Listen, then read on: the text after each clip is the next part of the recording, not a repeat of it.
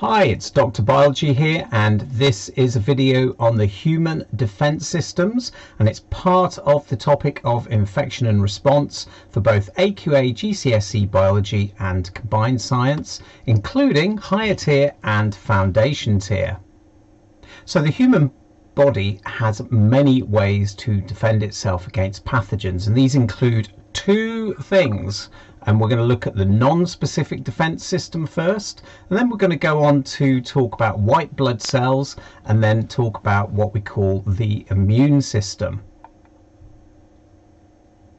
So non-specific defense system. So this is really when pathogens or microbes are trying to enter your body. Okay, so this is before they get to your bloodstream, and you've got different ways, different mechanisms of destroying those pathogens. It's non-specific because these particular defense systems can kill any type of pathogen or foreign body trying to get into your body.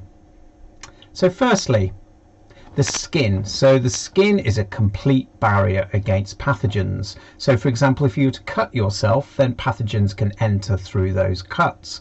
But they also produce antimicrobial secretions. Secondly, your nose. So your nose contains nasal hairs that keep out dust and larger microbes, and the production of mucus also helps trap the pathogens. Your stomach, so the stomach produces hydrochloric acid, which is at a very low pH, and it kills any pathogens that may enter through the stomach that have come through your mouth. And then your trachea and bronchi, so in your lungs, both of these produce mucus and they catch pathogens. They're also lined with things called cilia, which are hairs, so that they can catch those microbes and beat them back upwards, so you can either swallow them into your stomach or spit them out. So white blood cells. So once the pathogen is able to pass the non-specific defense system, they're going to start to get into your bodily fluids, and particularly your blood. So your immune system will be triggered, and the most important part of this is your white blood cells. They defend the body in 3 different ways, and you need to learn these different ways, and we're going to go through them in a minute. So firstly, something called phagocytosis, 2, producing antibodies, and 3, producing antitoxins. Phagocytosis. So phagocytes are types of white blood cell that engulf pathogens in the following way. So firstly, they identify the pathogen, and then they attach itself to it. So the phagocyte attaches to the pathogen. It then starts to surround, so the cytoplasm starts to surround and engulf the pathogen. And then thirdly, the pathogen is killed and digested. Usually that's due to enzymes inside the white blood cell, and you can see that then the parts are egested or released from the white blood cell. Producing antibodies. So antibodies are produced rapidly by white blood cells to kill the pathogen. These give us lifelong immunity to a specific pathogen. In fact, they give us things called memory cells that can produce lots of antibodies when required. So what's the process of producing these? So firstly, pathogens contain antigens. These antigens are unique to each pathogen on their surface. When white blood cells detect these antigens, they engulf them, and they then produce specific antibodies for that specific pathogen containing that specific shaped antigen. So the antibodies lock onto the antigens, rendering them useless, whilst other white blood cells can now destroy them. And then finally, antibodies are specific to a particular pathogen, and they can be produced very, very quickly should the pathogen re-enter the body. So this is what gives you lifelong immunity. Your white blood cells know which antibody to produce really, really quickly when they come across the same type of antigen, so when you are reinfected by the same antigen. And thirdly, producing antitoxins. So white blood cells can also produce chemicals that cancel out the toxins produced by pathogens. And this is particularly in the case of bacteria.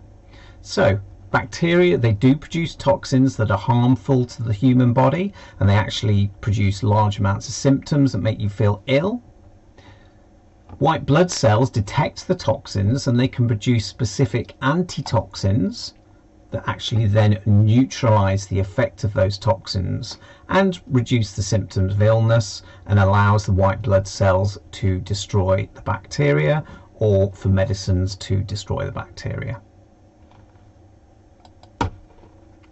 Right, okay, so let's go through some question checkpoints. So if you've seen these types of videos before, you'll know what I'll ask you to do, but if you haven't, what I'd like you to do is you're going to pause, read, and then answer the question. Okay, it's really important you try and answer the question first, so you need to stop the video because I will be going through the answers and explaining the answers with you. Okay, so I'd like you to pause in 3, 2, 1. So this question is for foundation tier, and it says white blood cells help to defend the body against pathogens. How do the white blood cells do this? And it asks you to tick 3 boxes. Now you would be amazed when I'm marking exams how many students tick 1 box, tick 2 boxes, maybe they tick all the boxes, but they don't sometimes tick the 3 boxes. So particularly if you see that in bold, so let me just use my draw function, here we go. Alright, so particularly you need to look at the bold words, and in this case 3 boxes. Okay, so let's have a look at the answer. So they engulf pathogens, they produce antibodies, and they produce antitoxins.